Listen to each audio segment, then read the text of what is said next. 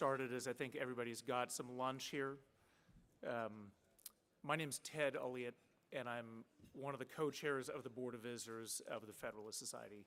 And on behalf of the Society, it's my pleasure to welcome you to day one of this year's conference here in Washington, D.C., and to this panel, which is the first of two panels that the in-house counsel network is doing, one today, one tomorrow. And the panel, as you see, is what does the next administration, we now know that's going to be the Trump administration, what does the Trump administration mean for business? We've got a great panel here today. I will be introducing the moderator momentarily, but just a couple thoughts at the outset. One, I know that Dean Reuter made a nice tribute this morning to Ted Olson with a moment of silence, but I do think it's at least day one appropriate for probably every panel to say something about Ted. To say that Ted was a giant of American law and a legend of American law is actually seriously probably to understate his impact and his influence. So I don't need to say too much more about that. Others can say it far better than I can. I will pay tribute to the spirit of the man. Just a wonderful, warm, bon vivant in the best sense of that term, a happy warrior, truly embodied the Reagan spirit in that sense, optimistic, positive, lived life with panache, litigated with panache, just a fantastic man. And also, of course, a great friend to and leader of the Federalist Society. And those of us who all of you, I'm sure, had interactions with Ted, so I don't need to say too much more about that. He was, as well, a great supporter of the in-house counsel network and the idea of building a network of in-house counsels who can share ideas about legal issues. So Ted was very much a supporter of what this group in this room is doing. Last point I'd make is that Ted was also to, I think, all generations, his own generation, but certainly our generation, a great mentor and inspiration to both go into the law, to pursue a career in law, to stay in the law, and to become involved with the Federalist Society. I know that's true for myself. I know that's true for Rachel Brand as well, who is very tight with Ted. So again, I just want to, in addition to Dean's, be one to pay tribute to Ted Olson, a wonderful man, great friend of the Federalist Society, and a great American. Next, an actual ministerial item of business. I want to announce, since this is the first meeting, the first panel of the In-House Counsel Network, that the fourth annual, very successful conference of the In-House Counsel Network will take place next June 2025 in Chicago. June 6th is the weekend. So keep your eyes peeled for that. Mark that on your calendar. Those have been a great success. Chicago, Dallas, back in Chicago now. So we hope to see many of you at that one in June of next year. Now I'll just introduce the moderator of today's panel, Rachel Brand, my good friend. Rachel is a superstar of the American legal community. Many of you are familiar with Rachel. She is the top lawyer. She heads up the legal team and a bunch of other stuff at Walmart, corporate secretary. Some interesting things in your remit there are aviation, corporate security, and I guess the Emergency Operations Center, probably drawing on some of your DOJ time. So Rachel's a phenomenal lawyer. I've had the pleasure of working with Rachel in the past in the Bush administration, in Bush 43, that is. Rachel, prior to being at Walmart, can claim the distinction of serving 3 presidents. Most recently, President Trump in the first term as Associate Attorney General, the number 3 position at Justice. So Rachel served in the first Trump administration. In the Bush 43 administration, she was head of OLP over at Justice, as well as an associate counsel in the Bush White House. And in between, she actually is an Obama nominee or appointee to the PCLOB, Privacy and Civil Liberties Oversight Board, in between. So she's truly bipartisan, and but a very solid conservative, and a wonderful leader, a distinguished leader, and a fitting moderator for today's distinguished panel. With that, Rachel, I'll turn it over to you. Thank you very much, Ted. It's really great to be here. Is this on? Not on. How about this one? All right. I'll do a little switch up here. Okay, well, it's really great to be here. Almost every other year since I've been at Walmart, I have not been able to come to this event because it conflicts with one of our board meetings, and so I'm really delighted this year that I could be here with all of you. And thanks, Ted, for that introduction. That was way too generous. Ted and I worked in the White House counsel's office together, and he has had a really distinguished career as well, being GC of Facebook and all kinds of other interesting things since leaving government, and is now at a law firm with Bill Barr, and I think Walmart uses you for some things, so thank you for that. I have a couple colleagues here, Sheldon Gilbert and Isaac Workman on my team are in the audience, and they're indispensable parts of my team as well. So here's what I'm gonna do. I'm gonna introduce the speakers, and this will be somewhat informal. I'm then gonna ask each of them a sort of a broad-based question about what they think the next administration is going to do. When we invited these panelists, we didn't know who the president was going to be, so they had to agree, knowing that they might have to talk about President Harris or President Trump. We obviously now know that we have President Trump. And then I might elicit a little bit more from them with a couple of questions from me and maybe have a bit of a discussion, and then we'll open it up for questions from the audience. And I don't know if there are microphones. I don't actually see microphones in the audience, so I'm not sure how we do that part of it, but I'm sure we'll figure that out by the time we get to that to that point in the run of show here. And the order is going to be Jesse's going to talk first, and then Martine, and then A.G. Bird. So starting with Jesse. So I've known Jesse since he was in law school. He got assigned to my husband, actually. He got assigned to Jesse as his Harvard Law School Federalist Society mentor when Jesse was a summer intern in the tax division of DOJ, if I recall correctly. So I've known him for a very long time. He has been in senior roles in the Florida state government since then, the cabinet secretary level position in Florida state government. He was my principal deputy, so he was principal deputy associate attorney general, and then when I left, he was acting associate attorney general for quite some time during the Trump administration at DOJ. Now is at Boies Schiller and does a lot of great work for Walmart on some really important matters as well, just kind of high stakes, complex commercial litigation, but also I think some constitutional and other interesting litigation as well. And I'm doing this from memory. Jesse, what did I miss in your bio? You're a public member of the Administrative Conference of the United States. That's interesting. Oh, and Jesse's had a lot of involvement with judicial selection in Florida over the years on the commission that the governor uses to appoint judges. So that's pretty interesting. We could talk about that a little bit. Clerk for Judge McConnell on the 10th Circuit and went to Harvard Law School and Duke University. So Jesse, thank you for being here. Next, we're going to have Martine Cicconi, who's a partner at Akin Gump. It's always wonderful when our friends on the left are willing to come and be with us here at Federalist Society, so we really appreciate you doing that. It makes us more interesting. And just adds flavor, so thank you. She was in the White House counsel's office in both the Biden administration and the Obama administration, which is pretty interesting. So I may want to ask you to maybe contrast and compare a little bit, and be interesting to hear what you think is going on now in the administration as they're on the way out. She was also Deputy Solicitor General in the Virginia Attorney General's office, so has that state perspective as well. Part of her practice at Akin Gump now is state AG matters, in addition to complex commercial litigation and government investigative work and constitutional litigation. And she clerked for Justice Ginsburg on the Supreme Court and Judge Garland on the DC Circuit. So again, thank you for being here. And then finally, we have Attorney General Brenna Bird. She is the AG of the state of Iowa, my home state, so I'm delighted to have her on the panel. She beat Tom Miller, who was the longest serving Attorney General in American history, something like 40 years or something like that in office, which was a real accomplishment, so congratulations on that, and has been in office since last year. She, prior to that, was a county attorney in 3 different counties in Iowa, so has a lot of prosecutorial experience. She was in private practice. She worked in the governor's office and the House of Representatives in Iowa. She was raised on a farm, which is, I think, a qualification for office for a lot of jobs in Iowa. She graduated from Drake University and Chicago Law School, so I'm really delighted that you could be here with us as well. Okay, so Jesse, let's start with you. This is pretty open-ended. Talk about whatever you want, but what do you think we're going to see from the Trump administration? Sure. Is this on? Yes? Okay. Well, first, good to be here. Appreciate the Federalist Society for the invitation.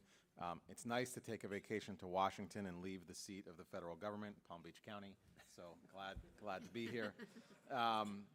You know, it's obviously fair to say with a completely new administration and a change in parties, business and regulatory climate is going to change significantly.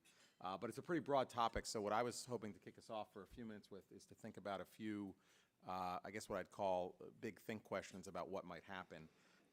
First, I think there's a question about how the Trump administration will approach the use of federal power writ large. Traditionally, Republican administrations take the view that the best use of federal power is its non-use, but and they would adopt, a deregulatory approach that was favored by the Chamber of Commerce and other industry and business groups. But, President Trump's political movement, the MAGA movement, if you will, is a populist one. It is rooted in the idea that that approach hasn't worked that well for conservatives and the people that have voted for him. And at most, it slowed the progress of the administrative state during Republican administrations, but didn't reverse anything, didn't result in any lasting gains. So, I think in the eyes, honestly, of some conservatives around the country, and maybe those who will be populating the administration, this is sort of an all the laws but one type of moment in history, such that bending the traditional laissez-faire principle of Republican administrations might be in order. So I think one big question in the age of Trump and the second Trump administration is going to be what kind of conservative populates the administration. Are you going to have that more traditional free market laissez-faire policymaker, or are you going to have someone who is a little bit more robust? And, in terms of the latter, I think you're seeing this around the country. I think you've seen, for example, Republican state AGs who have been willing to take on tech companies on cultural issues and use state power. Down in my home state of Florida, the DeSantis administration, the Republican legislature have passed a number of laws and taken a number of actions that I think the more laissez-faire crowd probably criticized and said that's a pretty aggressive use of state power to intervene in industry. So that's one big question is which of those two strains of current conservative thinking about power is going to dominate. And it may be that it goes back and forth depending on the agency and the topic and the person at issue.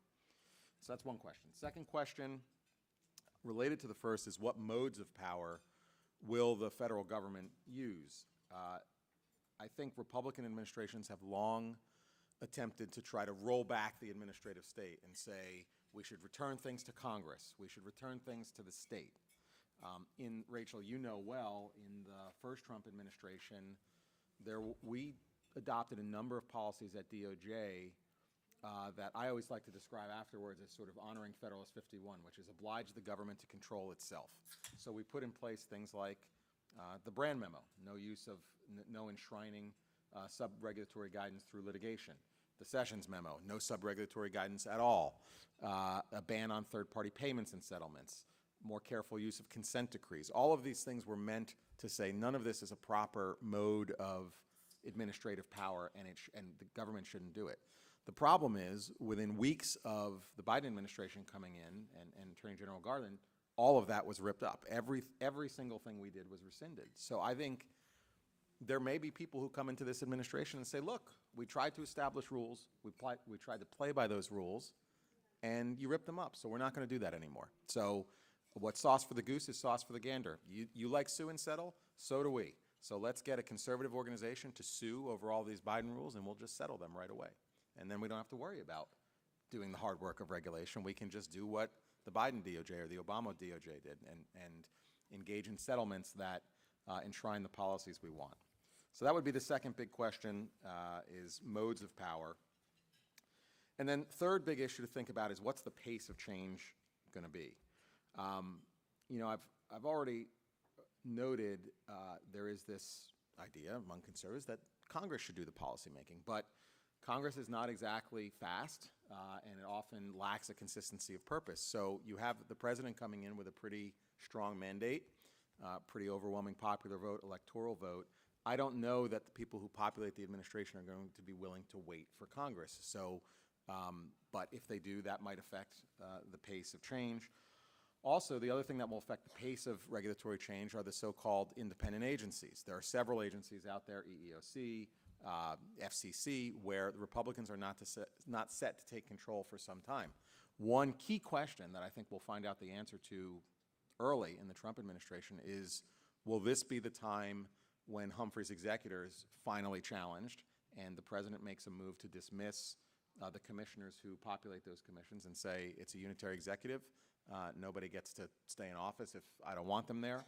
And then we would tee up that challenge, and it'll be very interesting if this iteration of the Supreme Court is ready for that. I think you can probably speak to this, but I think early in the Biden administration, there were some moves in the direction of greater presidential control over even independent personnel, and President Trump might be willing to go even further.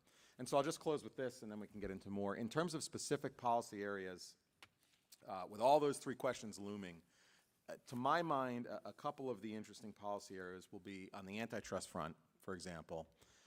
My take is that the Biden administration has been very aggressive in challenging mergers. They have challenged a lot of them, and as many of you probably know, the threat of the challenge or the challenge itself can be enough to scuttle the deal. But I don't think that if the first Trump administration is any indication, I don't think it will be just a hands-off antitrust environment. I don't think we were shrinking violets on examining deals and challenging them. The difference was the remedy was often divestiture. So carve out this piece of the deal, spin this off, and then you can move forward.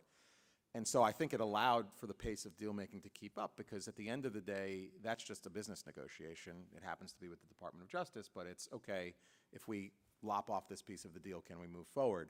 That's very different than just a court challenge that says you're going to spend the next year in court and spend a lot of money, and then maybe the deal doesn't go through. So although there might be scrutiny, the remedial approach will be different, and that could matter greatly for business.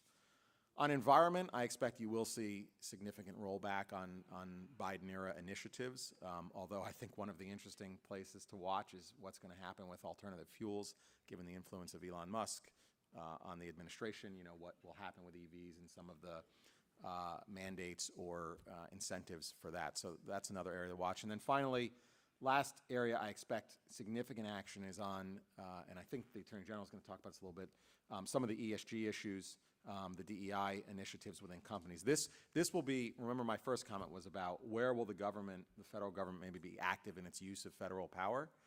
I expect that the Civil Rights Division of the Department of Justice, the EEOC, once power changes, you might see action against those type of initiatives, something for corporate counsel to watch out for, because you've seen it in the states, and you've seen this movement build up among the people who I think will likely end up staffing this administration. So those are some big think pieces, and maybe I went too long, sorry, but No, that's good. I could filibuster because I was the first one, so thanks. Thank you, Rachel. Jesse. Martine, go ahead. Thanks so much. Sorry, can you all hear me?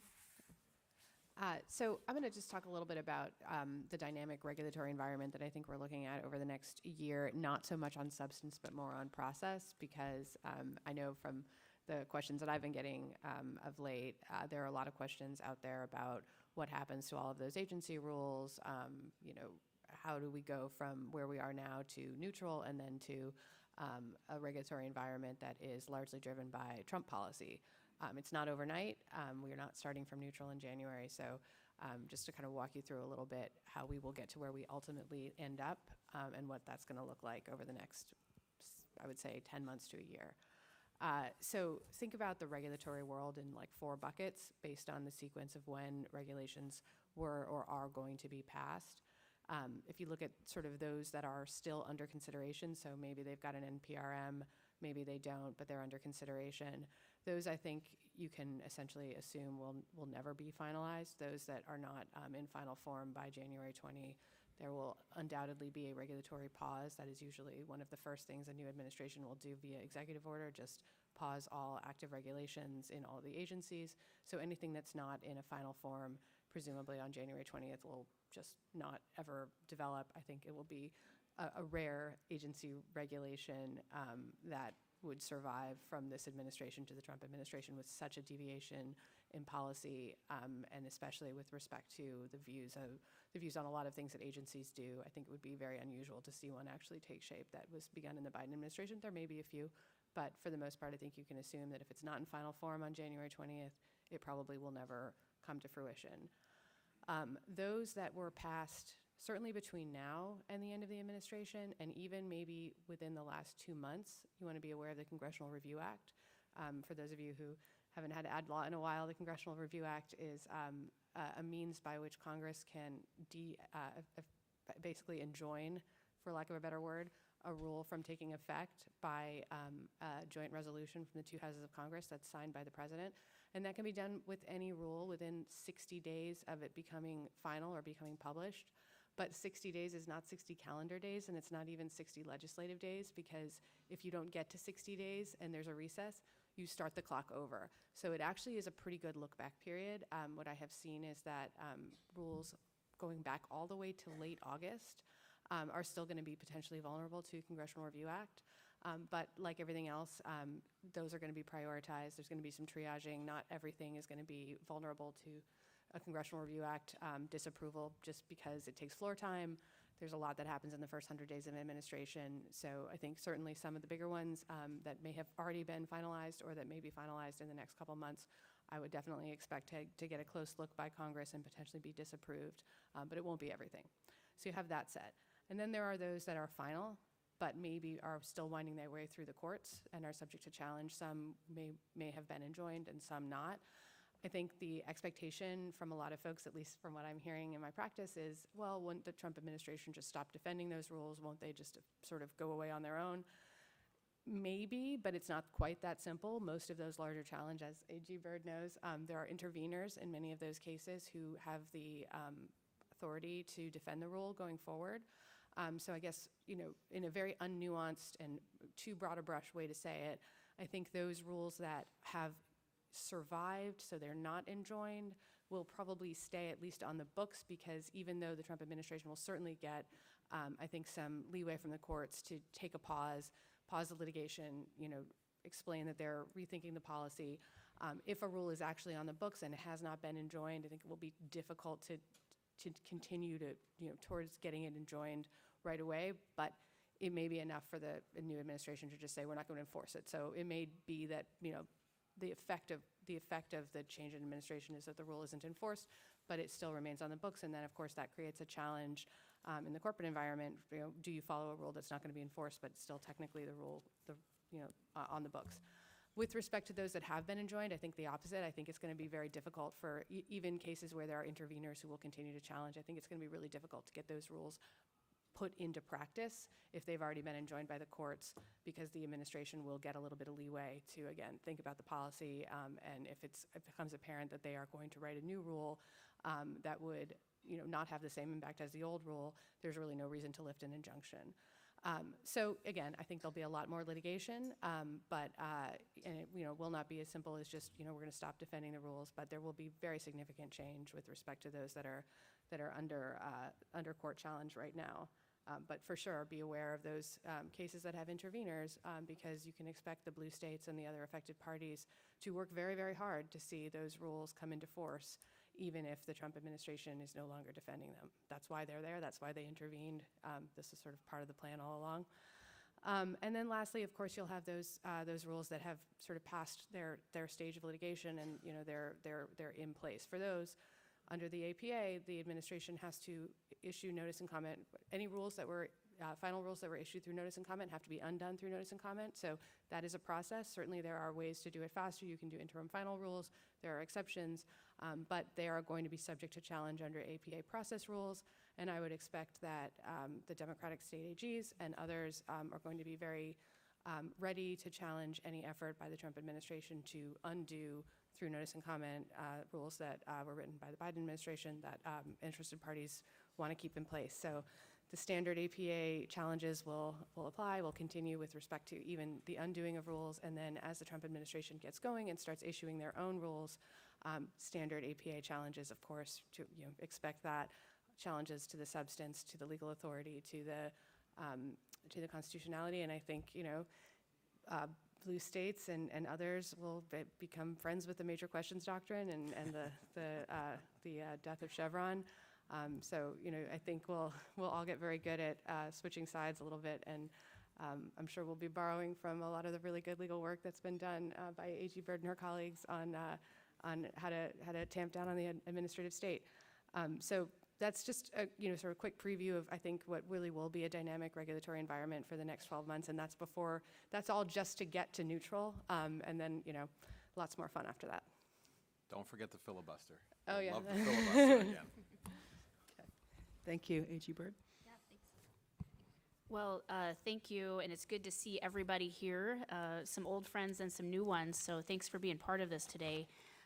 So I was elected 2 years ago, and my Solicitor General, Eric Wesson, reminds me that when we started, I said, we're only going to have 2 years to sue the Biden administration, and that turned out to be true. So the thing that we are thinking about these days, now that the progressive agenda has been rejected by the people, is what's next? What is the landscape going to look like? Where are some of those opportunities? And so I thought I'd cover some of the areas where I think we might see some shifts, and appreciate what Martine had to say. That makes a lot of sense as to how that goes under the APA, and I think we're all excited to put some meat on the bones of Loper, right, and the end to Chevron deference, and what does that look like, and the major questions doctrine, two very important principles that have a lot of applicability, but still need to be worked out in the courts and as we're defining those things. But I was thinking about some other fronts, even outside of that, and I think one thing that you'll see in the business community is we have seen a great trend where certain very large publicly traded companies have engaged more in social engineering than in the business of making money for their shareholders, of profitability. And so you've seen, up to this point out of AG's offices, you've seen us focused on proxy advisors. There's some real problems in that space with how they analyze things and make their advice, and not a lot of competition in that market, that's for sure, when two big companies basically control it all. So we've been riding herd there. I think you will see that continue and perhaps expand. You will see other investigations now coming from states like Iowa, where we're working together with our other friendly AGs to hold corporate America accountable. I think one example that I would point to is we recently sent a letter from state AGs to companies like Tyson's, Target. I know JBS also has had this issue, to be a counterbalance on the other side, because otherwise the concern there is they are very concerned about lawsuits from the left about net zero. I think for those of you that didn't follow it, the New York AG was going after JBS, a meatpacking plant, for their net zero commitments, saying that they weren't following through on what they said. And so I think it's important that we have a counterbalance on the other side, and you're going to see more states engage that way, because I think as we see, obviously, the Senate has changed hands, the presidency and the executive branch have changed hands. You're going to see many of these issues going into different places, and that's one place where you're going to see them. You're going to see more investigations. We'll certainly look at beefing up the antitrust portion of our office in the Attorney General's office, and doing more digging in underneath the surface when it comes to issues like ESG and DEI, to be sure to root those things out, so we don't have things other than fiduciary duty being taken into account for pensions, for example. So we'll also be looking at another trend that we're seeing. When I first got elected as Iowa Attorney General, born and raised on a farm, my brother is actually a 7th generation Iowa farmer, and I still live on a farm on a gravel road. But one thing I found myself doing all the time was suing the EPA, right? And other agencies that were involved in overreach. And now we also find ourselves suing states like California as they are trying to become a super state with some of their regulations. And given the size of the California economy, which is impressive, and their strategic location as well, they have a lot of power there. And there's a lot that I think we need to work through after some of the decisions that have come out of our Supreme Court about, for example, the Dormant Interstate Commerce Clause, right? We need to look at what do we do to make sure that there is no one super state that is dictating to other states how we have to live our lives. And California is a prime example there, because in Iowa, as you might believe, we have a lot of meat. We grow a lot of grains as well, but there are 8 hogs for every human in Iowa. So we love bacon, but we can't eat it all. And so wish we could. We try. I do try. I do my part. I will say that. And so we literally feed the entire United States, and we feed the world. And But we have regulations that California comes up with that literally try and dictate to Iowa farmers how they have to raise hogs in Iowa to sell their meat in California. And Massachusetts did the same thing, selling pork that even goes through Massachusetts to other states. They're trying to regulate that as well. So we really have to be on guard there. And, I just give the pork example because it is close to home for me, but also one that could apply to almost any business, right? If California is going to do that, they first start sometimes with disclosure requirements, and then it gets worse from there. And sometimes these disclosure requirements cause companies to start to change their behavior rather than just disclosing, and that's exactly why they have those requirements. So we are on the lookout there. I think you're going to see as a trend more action from states holding other states accountable. And that's something that we will certainly be involved in. Another thing that I'm seeing as a trend, oftentimes when we are pulling the curtain back on things like ESG and DEI, it's a couple trends that I'm noticing. One thing is that the G is supposed to stand for governance, but it seems like now that things have shifted, the world is different, the political landscape is different. A lot of companies seem to be putting things in governance that are clearly not governance. They are social for the most part. And so that is something that we are on the lookout for and very aware of. And we're also seeing more companies, we know many of our companies are global. Many companies are saying Europe makes us do it, right? We're required to do this because of European regulations or because we do business in Europe. And I think it's going to be a tough time for certain large companies that have that situation because they're going to have to choose.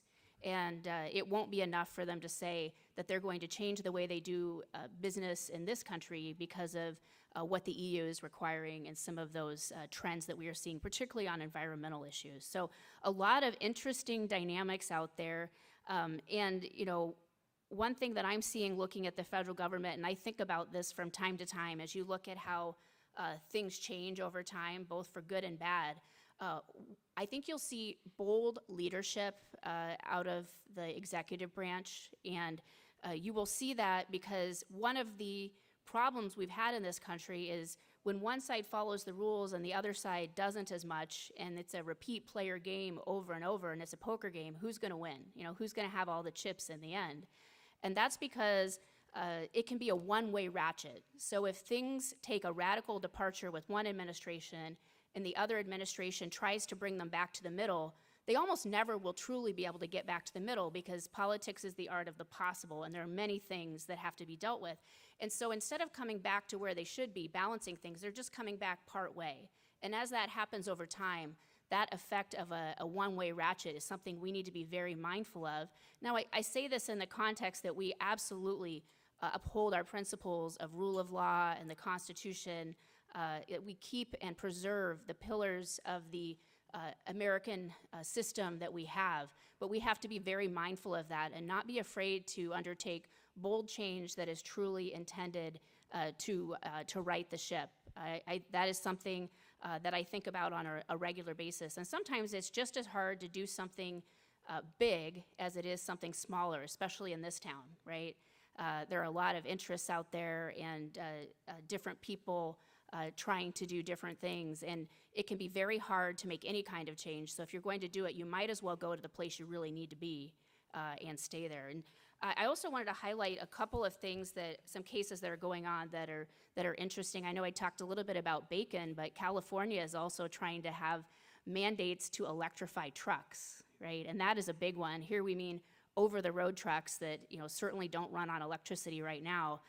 They have a mandate for that. And so you'll see a lot of work around some of the waivers the EPA has given to California and a look at how do we undo some of that, what is the path forward there, and all those mandates, all those electrification mandates. And that has a big implication for business because we know trucking is absolutely important to our economy. And then also, I think we will see action. Iowa, luckily, and I'm very thankful for this, we have been a leader, stopping some of the bad changes to NEPA, and so we have been very involved that way. And and we're seeing some good opportunities there as well. And in fact, the DC Circuit also said that the CEQ doesn't have rulemaking authority. So that was a big win there, and we're waiting to see what happens next with that. But all of these different regulations that sometimes can be death by 1,000 cuts to business, it will take some time to roll some things back, but I think it won't be like prior administrations where it happens slowly. I think you'll see some bold change right from the beginning, trying to make sure that we make the most of every single day so that we don't become a one-way ratchet, so that we actually accomplish some of the things that we've been talking about when it comes to regulatory reform and economic freedom and people's personal liberty too, and also the role of states. To make sure that they have an important role, and the federal government shouldn't be their overlord, always telling them what to do. So, with that, I think there's a lot to talk about with everything that we've discussed. So I'm really interested in what some of the questions are. Well, maybe I'll just start by asking if any of you want to react to anything each other said. Otherwise, we can go into some other topics. I just think one point the Attorney General made is important about the one-way ratchet. I mean, and that kind of dovetails with two of the things that have been on my mind, which again is this idea that Republican administrations slow the growth of the government, but haven't locked in, and maybe it's for that point, is really haven't locked in wins, haven't locked in reversals, and I think that's going to be on people's minds. So I think that is an important point, and I think it also goes to, again, this time around, all of those things we did the first time around. Just by way of example, so you were talking about regulatory change. One of the things we said, I mean, Rachel, you may remember this, is, okay, if we have a pending appeal, the way we're supposed to do this, if we care about good government, the way it's supposed to happen is we go to the circuit court and we say, stay this case, there's a new administration, give the EPA a chance to go through a new rulemaking. And we would do that. Sometimes we did that for a year or two, and the rulemaking took forever.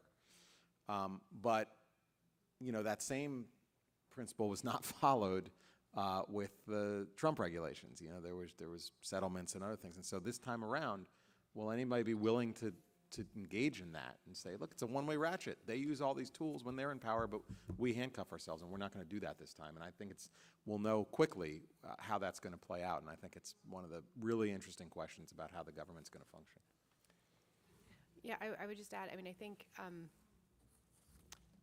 with respect to, honestly, I think part of the reason why that was an option or was the mode of doing things with respect to the Biden administration versus what you may see with the Trump administration is honestly the success of a lot of the challenges to the rules. So, you don't need to settle when you've already been enjoined. So I think a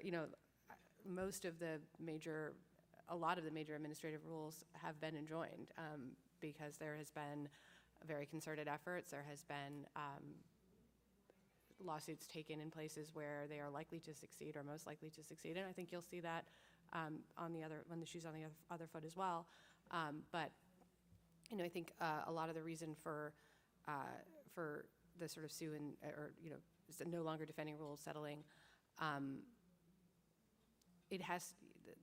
every case is different, but there are some for which that makes the most sense because the alternative just isn't feasible. But I certainly hear the perspective. I do think that there were a lot of bold administrative efforts in the Biden administration, but a lot were thwarted in the courts. So there may be less work to do. Right.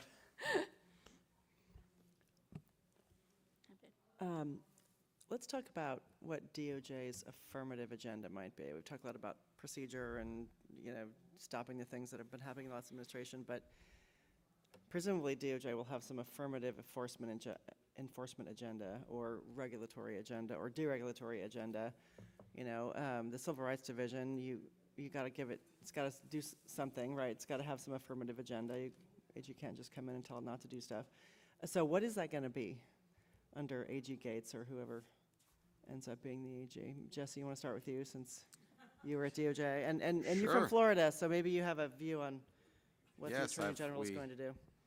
We actually arrived in Tallahassee the same year, the AG nominee and I, so I've seen his work over many years.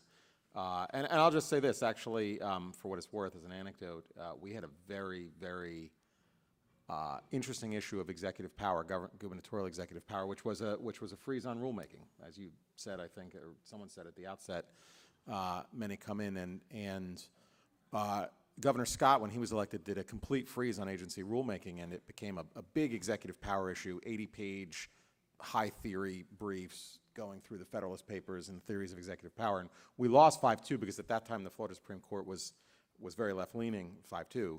And then we did an executive order that tried to write around what we thought was unfortunate ruling, and it was actually Representative Gates as a freshman who said, "This is really interesting. I want to draft a bill to enshrine what you want to do, and can you work with me on the constitutional theories and the administrative law theories?" And we did. So he does have experience in these areas that will likely come up at DOJ.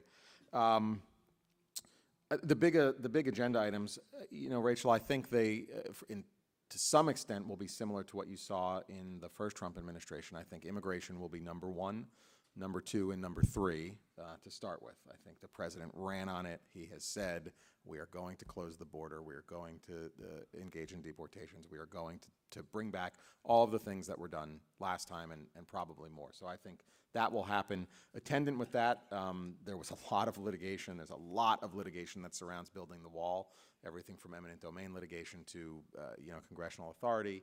So I think you'll see that. One difference may be that with a majority in Congress, maybe some legislation will help ease some of that, but I think you'll see that. Number 2, I think you will see sort of a back to the Sessions. If you remember, every AG comes in and does a memo on criminal law enforcement. The Sessions memo, I believe, was you bring every possible charge at the highest possible level, and we engage in robust law enforcement at the federal level in every U.S. Attorney's office. AG Garland rescinded that memo and had a different policy, a lot more discretion. There are many on the right side of the aisle who think that has led to rising crime rates and less enforcement at the U.S. Attorney's offices. So I think that will be, if I said immigration is priority 1, 2, and 3, that will be priority 4 and 5. And then once you get past those two, when you get into the civil side, I do think the Civil Rights Division will end up looking at some of these issues we've talked about on the DEI front. I think college campuses are going to get a very close look, if I had to guess, given everything that's happened. I think some corporations may get a close look on anti-discrimination principles going the other way, and whether these programs are actually discriminatory. And I think I've already spoken about what I think will happen with antitrust. I think you will continue to see.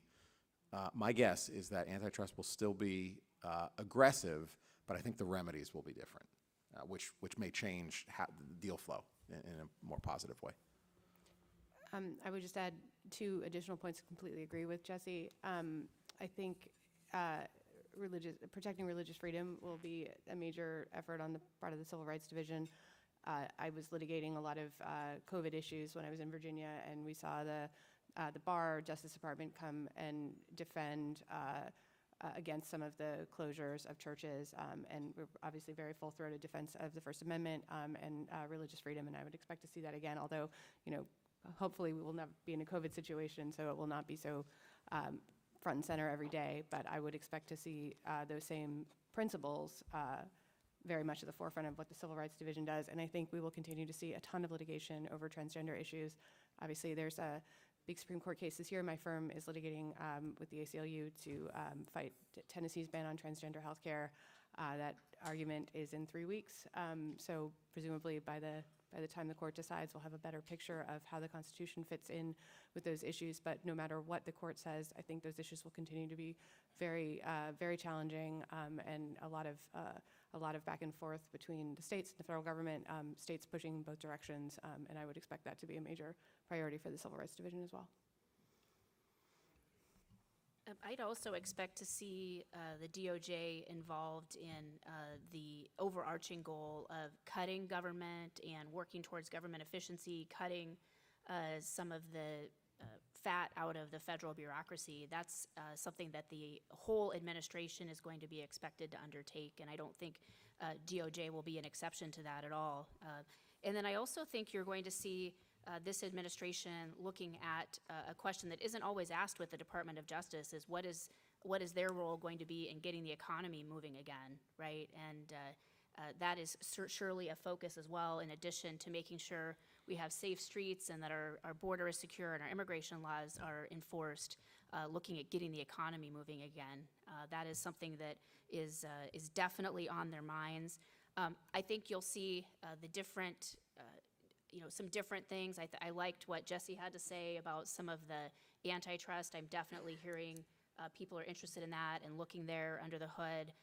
And I think you will see the Civil Rights Division making sure that they're taking a look at what's happening on university campuses or other places when it comes to DEI. I think you'll see a concerted effort throughout the administration that is going to stand for Israel and to root out some of the anti-Semitism that we've seen here in this country that's raised its head, its ugly head. Even within the corporate world, we've seen that. And so I think you will see more action there. You'll certainly see it from state AGs. We like to highlight some of those issues to bring them to the fore so that they don't hide in the darkness. But I think you'll see this administration, a good friend of Israel, taking action on those things and being a great leader when it comes to stamping out anti-Semitism. So there are a lot of different issues that are going to be happening within DOJ. I think the most interesting thing will be what all the other appointments will be. It's clear that it's a new direction and that they're taking a look at what it's going to take to get things back to where they should be. And Rachel, I forgot one thing, let me add, because I think this is, normally I wouldn't have thought about this for a business panel, but it actually has become big business. The DOJ's role and position on marijuana will likely be a big issue because it is a big issue out there and has been, but in particular, the Attorney General nominee has a history on this policy and has been vocal about it. And so, the Biden administration went ahead with this rescheduling process, which is not over yet and probably won't be finished. I don't know if they'll try to rush that to completion, but that would be something to watch because obviously there is business Jesse, around what is that his now. position? Well, historically, I can't speak for him, but I think on the floor of the U.S. House, he has been pro-legalization, or maybe that's decriminalization at the federal level. I don't. So, I'll is just that say. one where you would expect the DOJ to stay the course on what the Garland DOJ was doing then? Possibly, but it's a nuanced thing because others who come in may have different views, and I guess it also depends what the White House thinks about it and who's in the Office of Drug Control and all of that. So it's one of these issues where, again, like so many things we're talking about, you have these strains in the Republican Party that are pointing in different directions. And so, it would be very interesting. It would be probably, the first AG that's been so vocal about that from a lawmaker background. So it will be fascinating to watch, I think. So General Byrd, let's talk about the role of the AGs for a second. So you've been very active suing the Biden administration. What's going to happen now? Is it just going to flip where the Democrat AGs are suing? Do you think there's an ongoing role for Republican AGs? Yeah. Go ahead. Oh, there's a great role for Republican AGs. And, we still have a few more days left to sue the administration. So we're not giving up yet. So we've got Team Iowa over there at that table working on some ideas. But, yeah, we're definitely not giving up. But you will see some changes, obviously. You'll see some things flipping. But I think we're going to be sometimes intervening to support the administration. I think that will be something that you will see. I think you'll also see other times that we're looking at, what levers of power are being used to force the American people to do things they don't want to do, which is why I bring up some of the big companies and what they are up to and the investigations that state AGs will engage in there to make sure that they're doing what is appropriate and not engaged in social engineering. You'll see us calling out DEI, because a change of administration just isn't enough to change everything. Things actually have to be done differently, and that takes time. They also have to be done the right way and effectively, so that takes time. So we are in a unique position as state AGs. We're going to have 29 of us now, which is quite a large number of state AGs. We work together as a team, and our offices and lawyers do as well, You'll see more activity out of us in the antitrust space. That's an area that I'm looking to now build in my office because I think there's some real opportunities there.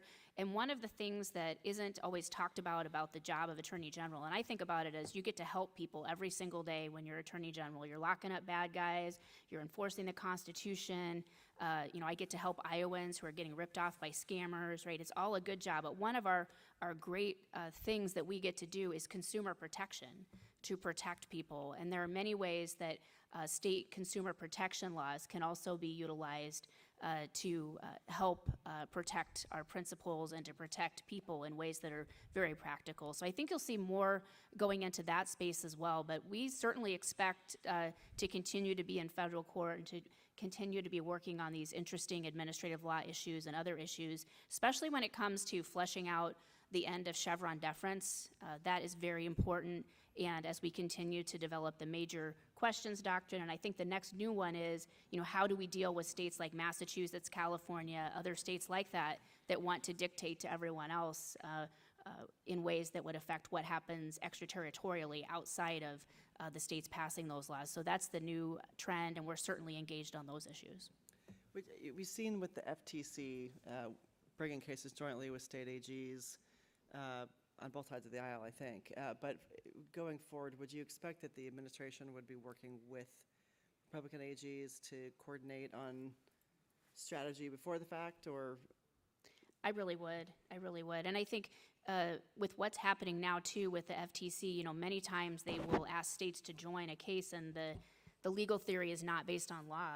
And so many states are not joining, even though at other times it would have been a situation where I think you'd see a bipartisan group of states working to hold a certain company or industry accountable, and that's certainly happening less often now. So I think you'd see more working together. I think you'd see the FTC hopefully getting back to its original mission rather than trying to carve out a new mission, and I think that's a good thing to see. What about Martine or Jesse? You've both worked in state government. See Gavin Newsom out there in the press sort of positioning himself as the opposition. Any thoughts on? Yeah, absolutely. I mean, I think the Democratic states have pretty fresh memories of the first Trump administration and all of the work that was undertaken to stop some of the policies that they found to be inconsistent with the Constitution or the statutory authority and injurious to their citizens. I think they have been prepared to sort of retake up that mantle. And I think really the state AGs leading the charge against federal policy of the other party, it goes back, many presidential administrations, but I think particularly from the Obama administration forward, they have just sort of taken up that mantle and been really strong in that space and leaders, kind of the most frequent and the most, I think, successful litigants, although there have been necessary and very effective partnerships with advocacy groups on both sides of the aisle. You shore up your standing by sometimes having states with parents patriae standing and then also having affected parties. So I think we'll see more of that. I think for the Democratic states, the first concern is resources. This is not an inexpensive prospect from a monetary perspective or a human resource perspective. So I think they are building up their offices, gearing up and getting ready. You saw Governor Newsom convene a special session of the legislature partly to give AG Bonta the funds to be able to sue the Trump administration. I know that a lot of the Republican AGs have been very successful at getting money from their legislatures that is really earmarked for that purpose, and I think you'll see Democratic AGs follow that model because it's been very effective. So first, get the money, get the bodies, get the people, and get ready, and I think that those preparations are already underway. But, it is still going to be important for those AGs who are going to be very busy suing the Trump administration to continue the work that they do, as you said, in the consumer space. That is a major priority for a lot of Democratic AGs, and it's something their constituents expect, and it is something that they take very seriously as a huge part of their day-to-day activities. They also have major extensive litigations already going on against some of the tech companies, major antitrust litigation. So those things will continue to go forward. And I think there's a belief, especially among the bigger offices, that they can walk and chew gum at the same time. And they're just sort of gearing up for what they expect to be a protected fight. And I would fully expect the Democratic AGs to be on the front lines with respect to Trump policies. And I think, they're getting ready right now for that purpose. A couple of thoughts on this. So one, agree that, in the last 15 years or so, the model is state AGs have become very significant players in challenging federal power, and, it just shifts from red to blue. The blue states are suing when it's a Republican president, the red states are suing when it's a Democratic president. But a couple of interesting points, of difference maybe from the first Trump administration to the second is when we first came in last time, if we were going to get a big suit, we knew almost exactly where it was going to be. It was going to be filed in San Francisco or Seattle. We knew what the result was going to be before it hit the court, and we knew what probably the appellate court there was going to do. The difference after 4 years of the Trump administration and hundreds of judicial appointments is, well, I think the district courts out there may still be fairly predictable. The Ninth Circuit is no longer so predictable. The panel draw is going to be very significant. There are a bunch of Trump-appointed judges out there. And then, of course, the way the Ninth Circuit does its en banc procedure, you get this subset of the court, which could end up being a majority of Republican-appointed judges. So it's no longer a sure bet. My own prediction is that we're going to see a movement toward the courts in the First and the Fourth Circuits, which tend to be much more predictably left-leaning. I would imagine Massachusetts is going to take a much bigger role, and San Francisco and Seattle may recede a little bit. One other just interesting point is I recall one of the friction points sometimes at the beginning of the Trump administration was you had these suits that were out there where Obama regulations or policies had been enjoined, and then we came in, and the question is, again, how do you extricate DOJ from those, and how quickly do you move, and what modes of power do you use?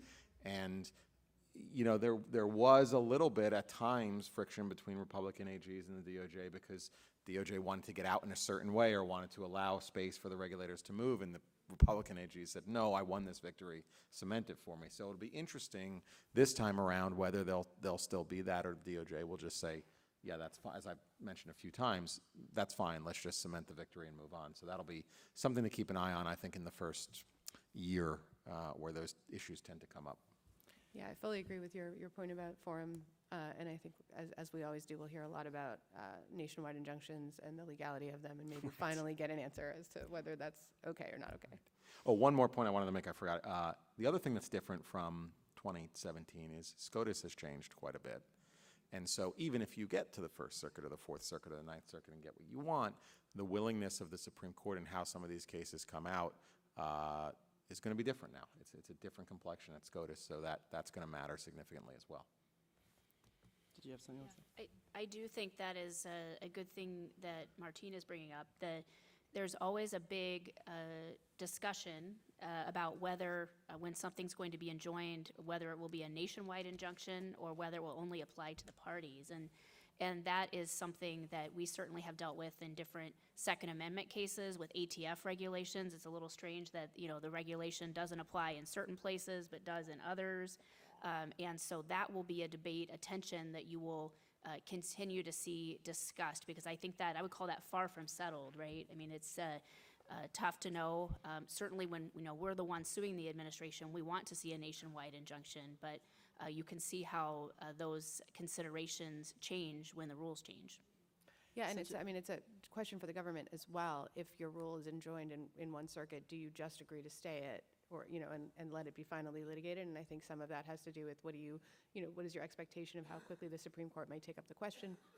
It's a hard strategic question because obviously you want to maintain as much of your rule as possible, but if it's not administrable, it doesn't help anyone. Just on the litigation risk theme here, how much do you think litigation risk is going to matter in what the administration decides to do?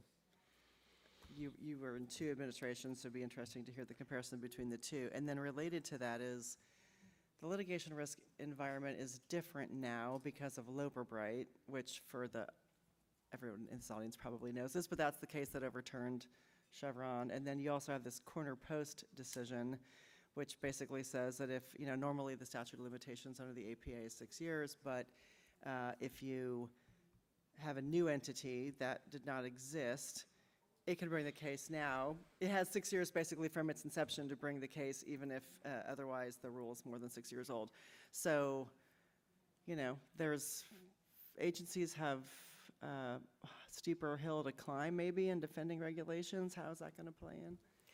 I mean, my sense from my time in government is that frankly, as the state AGs have become more effective and more aggressive in challenging rules, as the judiciary has become more polarized, and there's been a lot of new appointments on both sides, the expectation of litigation is just more the cost of doing business.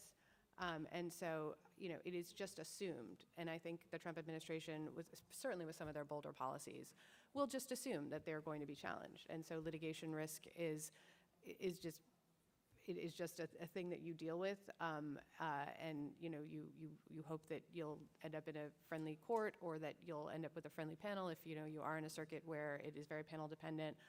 But I think that the administrations of both parties have been bolder and have been more willing to push the envelope as the country has been very polarized, and we've had a lot of swinging back and forth over the years, the recent years. So, yeah, I think it's sort of the cost of doing business, and you know, certainly during the Biden administration, I think the expectation was that any of these, you know, larger sweeping rules were going to be challenged, and you know, we were going to do our very best to defend the rules as well as we possibly could, knowing that we were dealing with the major questions doctrine, dealing with the likely end of Chevron, which I don't think was a huge surprise to anyone. So, you know, it's all part of the fun. Remind me, I'm now blanking, that last case of last term, what was the caption on it that you can... Corner post? Yeah, corner post. Sorry, my brain went blank there for a minute. But I think corner post is incredibly consequential, one of the most consequential sneak decisions of the last term, because it does allow you to set up a new entity and go back and revisit issues that, you know, people may have believed were long resolved. I think that creates a great opportunity for the business community. You know, and I've heard and know that there are efforts out there to, along with the demise of Chevron, go back and say, okay, you know, what can be revisited in our regulatory space that we might want to take a run at. So I think it's an incredibly important thing for in-house counsel to be thinking about. I will say I have always been a bit of a Chevron or Loper skeptic, in that my own view is courts often reason backwards into Chevron, which is, we have a view of whether this is lawful or not, and then we'll just use Chevron as a nice thing we can say, so we don't have to go through all of the analysis. So whether that will really change the views of these courts on these regulations, these judges are all pretty smart. They can usually write into why it's, you know, textually based and valid and all of that if they want to. So color me a bit of a skeptic. I always thought the bigger issue is what's happening with major questions, which is really just a doctrine that got invented because the Supreme Court won't engage with the non-delegation doctrine. So I find that area of administrative law, constitutional law, more interesting than the question of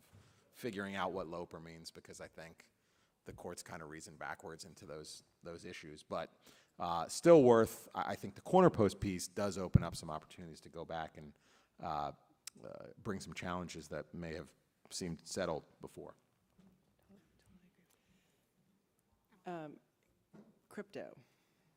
You've been vocal on crypto. The crypto industry really backed Trump in the campaign. Any thoughts on that, or on financial services regulation more broadly? Yeah, well, as state AGs, a group of us have pushed back against the SEC for what they have done to try to regulate crypto in the absence of any authority to do so.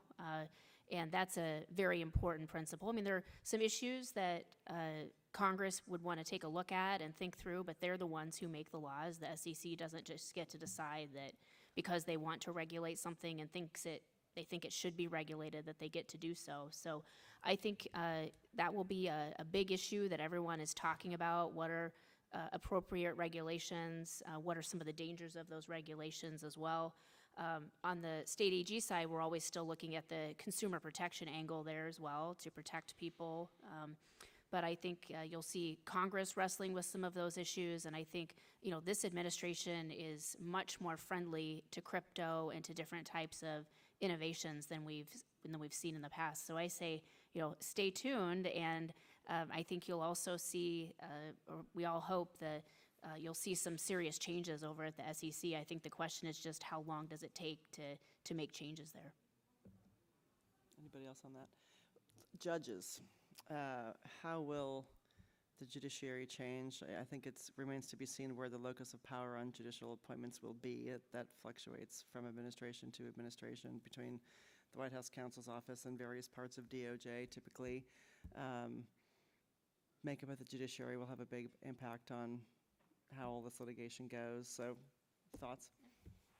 Shall I? I'm happy to. Yeah. So first I'll say on the question you just identified, Rachel, I think that the central role of the White House is now pretty solidified. I think in the first Trump administration, and I think in the Biden administration, the White House is doing the picking, and DOJ is playing a supporting role.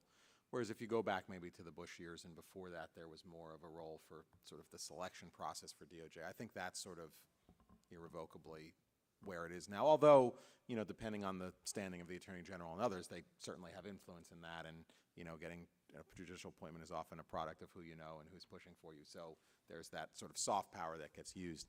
I mean, the interesting thing, I didn't run the numbers, but I know I've seen some articles that do the analysis. Obviously, President Trump had a really unprecedented term in terms of appointments, has to do with the elimination of the blue slip. One of the huge questions now, and there is chatter about this, there always is, will the blue slip for district court nominees finally be eliminated or not? That's where most of the vacancies are right now, and of course for presidents of either party, the problem is when you have two state senators of the opposite party, it is very hard to push those through. There's always a lot of deal making, they take forever, deals fall apart, there's always stalling and fighting. So that would be the most significant thing that could happen.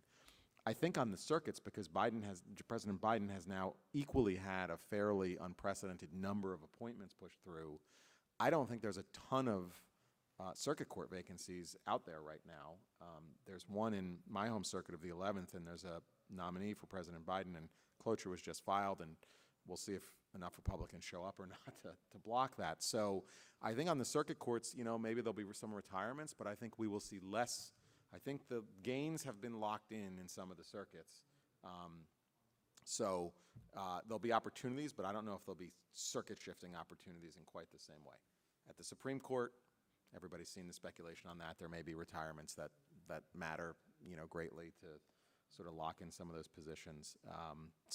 But I think, to me, the big question is what's going to happen on those district courts, because that's where there's a lot of opportunity right now for vacancies that just haven't been filled. Anybody else? I think you'll see people being nominated who are working in state AG's offices, honestly, because that's where a lot of interesting legal work is being done.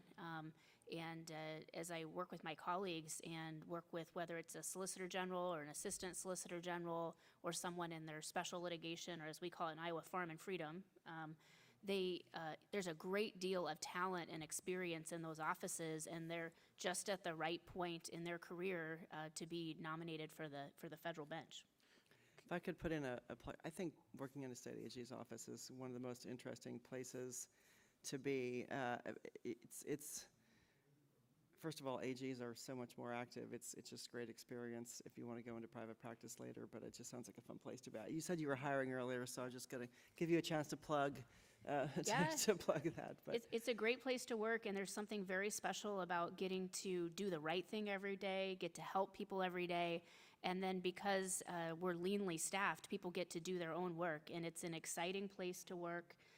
It's a place where you can make a real difference and have great colleagues. It's the type of work you really can't find anywhere else, because we're much smaller than a big government agency, and so there's really that leanness and that entrepreneurial spirit, great colleagues and great opportunities. I think the only downside is we have a lot of work, but the work we have is fun and good and worth doing.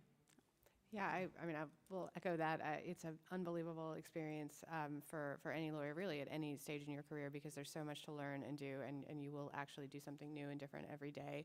It was an absolutely eye-opening experience for me, incredibly valuable. I was there less than 2 years, and I feel like it was, 10 years of legal education. I have said, and I continue to think it's true, working at the Virginia AG's office was like an amalgamation of all of the prior jobs I had ever had. So I was at OLC early in my career, which was a really, really excellent way to start. If you ever want to be a government lawyer, starting your career at OLC, there is no better training.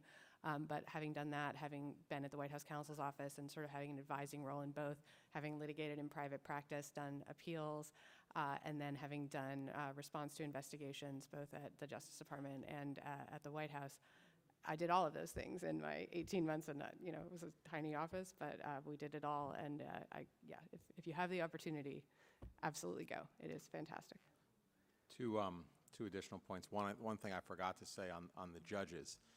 Since we have the first president who's serving his second term non-consecutively since the 1800s, one thing that will be very interesting is President Trump made all these judicial appointments, and usually when that happens and you get a second term, there's people who were in favor. There's sort of they haven't had a lot of time to season on the bench, and so maybe their rise. We even saw that in the first Trump administration. Some people were on the district court and then went to the circuit court very quickly. In fact, I think Judge Quattlebaum had that, and we had the term, if you went that fast, you Quattlebaummed right through, right?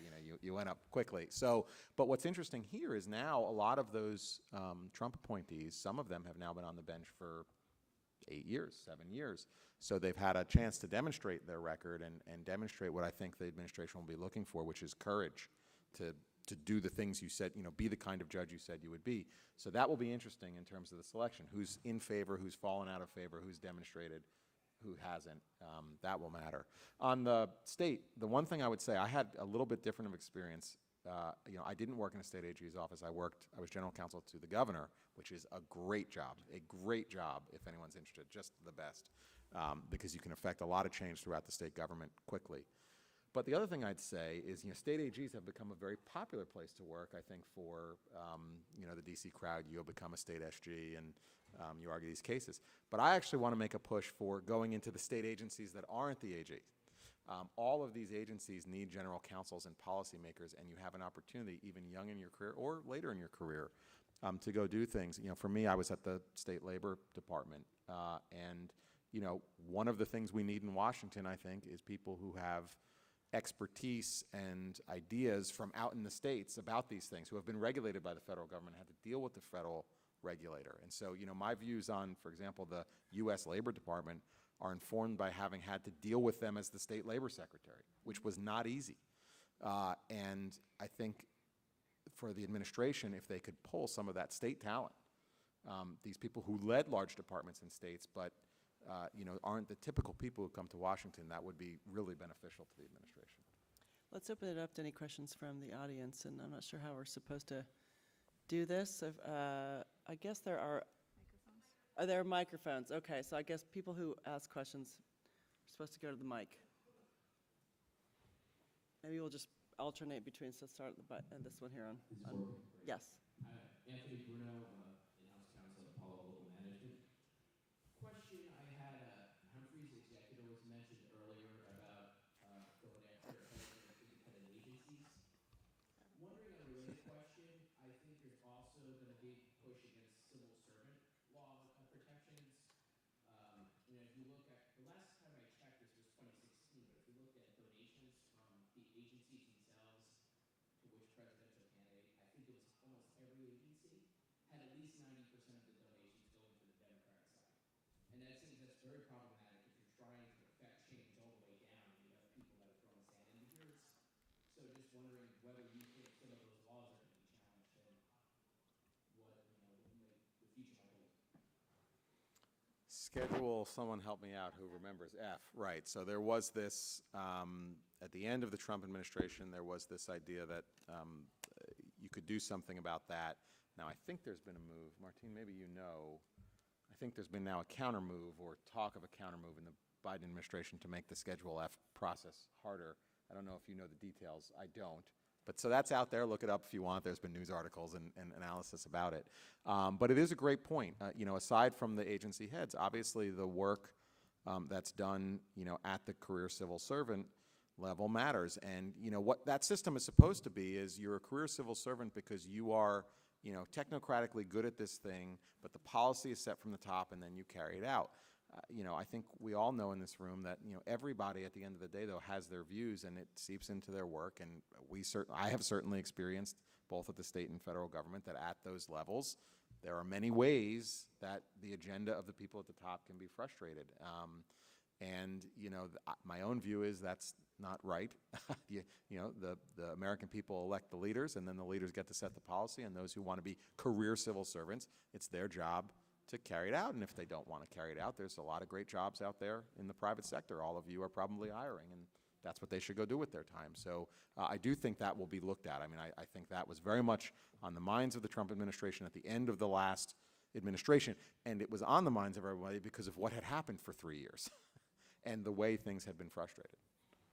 Yeah, I would just say, you know, there is always a push-pull between the career civil servants within the agency and the political appointees at the top. It is not limited to one party or the other.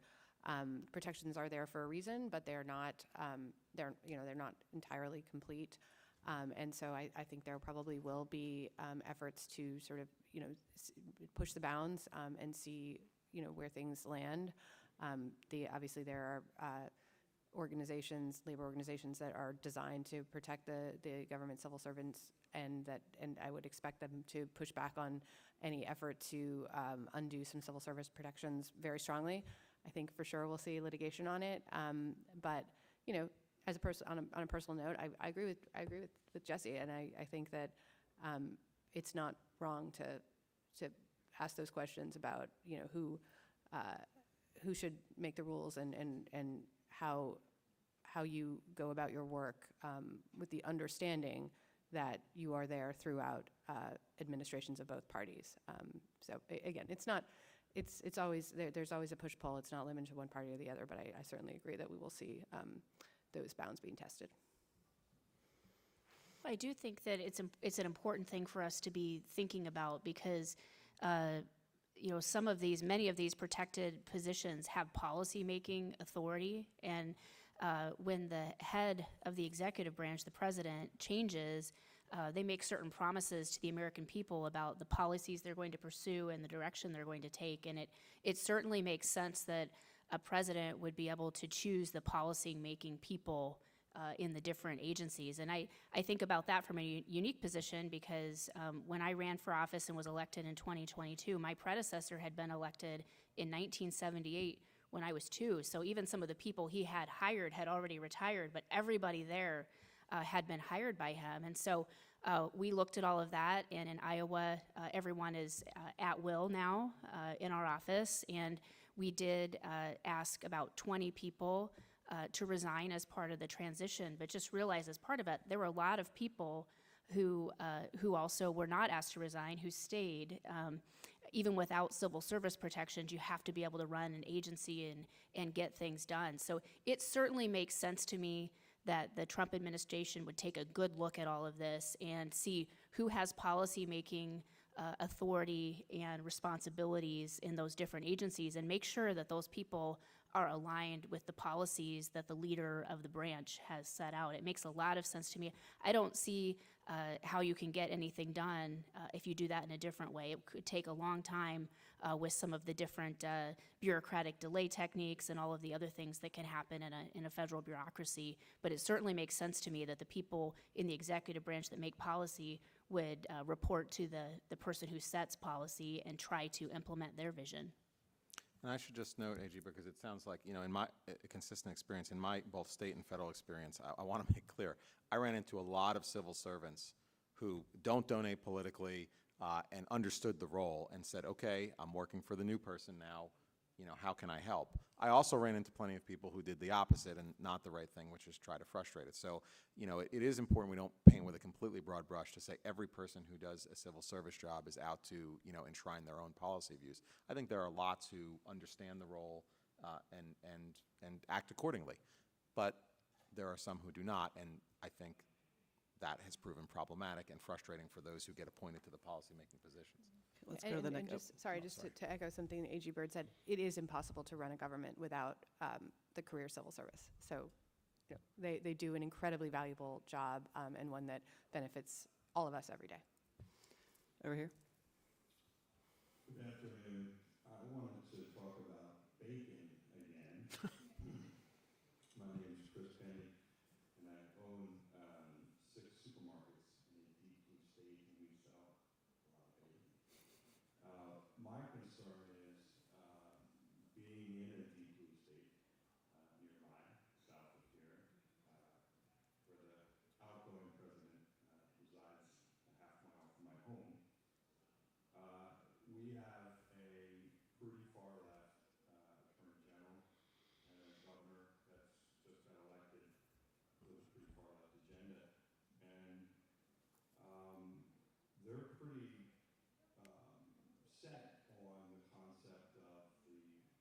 reason for inflation is not the printing of money, but the big bad grocery store owner.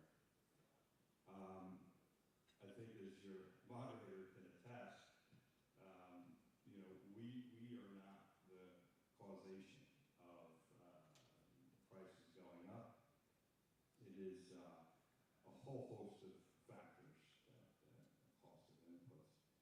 The traditional grocery store owner-operator model, 1% after tax, and that's been the case for our bottom line for as long as I've been running the company. For 12 years, I've been the president and CEO, and our business averaged over the last 30 years since the inception, 1% after tax. So I think this week we're paying $4.29 cost on a dozen eggs, and historically we've been selling them for $1.49, $1.99.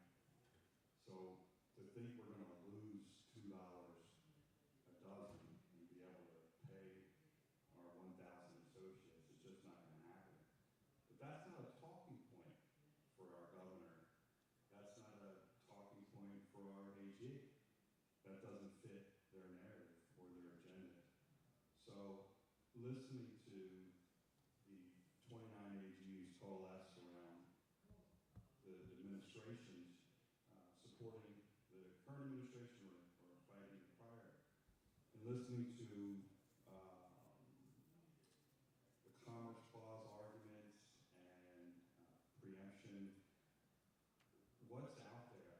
If one of the number one, if not the number one issue for the ushering in nationally of, you know, where those are ideologically aligned in this room and elsewhere, was the bottom line, people's ability to pay their bills. And the left wants to make that narrative in states that control. They're out there with price gouging arguments, and they're going to come out full force on that. How does that get attacked from you and your 29 compatriots? Is there a Commerce Clause argument? Because they're going to come out with the consumer protection argument that, you know, that's our job, and the AG's going to write in there that, you know, that this law fits that. Well, let's, All the states have done that. So what would be some tips and tricks and best practices, and how would you go about if your state decided that they were going to regulate into an existence their grocery store operators? I might broaden the question a little bit too, since one of Trump's big campaign talking points was inflation and the economy. What do you think he's going to do about it? So to that point, or anything else? Well, you know, I think we've seen him very focused on getting the economy moving again, cutting government waste, lowering prices, making, you know, homes more affordable by having a strong economy. So I think that will help with a lot of this, is just good leadership. I think it's also important, you know, just as, you know, I grew up on a farm, so I know where food comes from. Farmers grow it, but many people see food as just coming from a grocery store, right? Because that's where they buy it. But that's truly not where it really comes from. And so for Americans to understand that these regulations have real costs, and oftentimes the types of regulations that like a California or Massachusetts would place on ag products would price many Americans out of the market, or they'd have to, you know, not eat as much meat or eggs or whatever that product is that's being regulated. I think it's that's a focus there as well. But one of the messages we saw, I think, throughout the entire Trump campaign was his message of prosperity and keeping the economy moving, and that's certainly been a focus that he's had as he's put the transition together. I think we've all seen that. And then as far as, you know, when bad things happen in states that affect the other states, if something bad happens in a blue state that affects other states, I mean, that's why your state has a state AG, and so those are often the types of cases that we look at and we would get involved in. You know, we're involved in the Massachusetts case and California cases and others that might impact Iowa interests or other liberty interests that are important. Just to the question, I think you asked, what can be done if you have a governor and AG, state legislature that start enacting, in a blue state where they're enacting sort of, what you consider anti-business regulations or price controls. One thing not to forget is you have a state constitution. A lot of times those constitutional provisions can be different. Like the contracts clause in states is often more robust than the contracts clause has been interpreted to be at the federal level. So you could bring state court lawsuits, may not help depending on your state Supreme Court. The other thing is, depends if your state has a robust public referendum process for amending the state constitution. Even California passes, the electorate there, when things get too crazy, passes laws that pull the legislature back a little bit. We saw that with the crime referendum in California, this go-round. Even that electorate said, okay, we've had enough. We might want to be able to walk around the streets of San Francisco once in a while. Let's do something. So you do have some options at the state level. And then if that doesn't work, just recall that down in sunny Florida, we're always looking for new businesses. So you can always move and join us.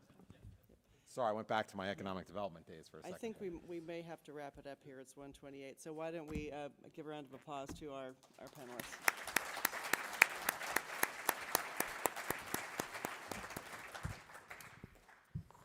Thanks, everyone. We're adjourned. Yeah, thanks for doing it.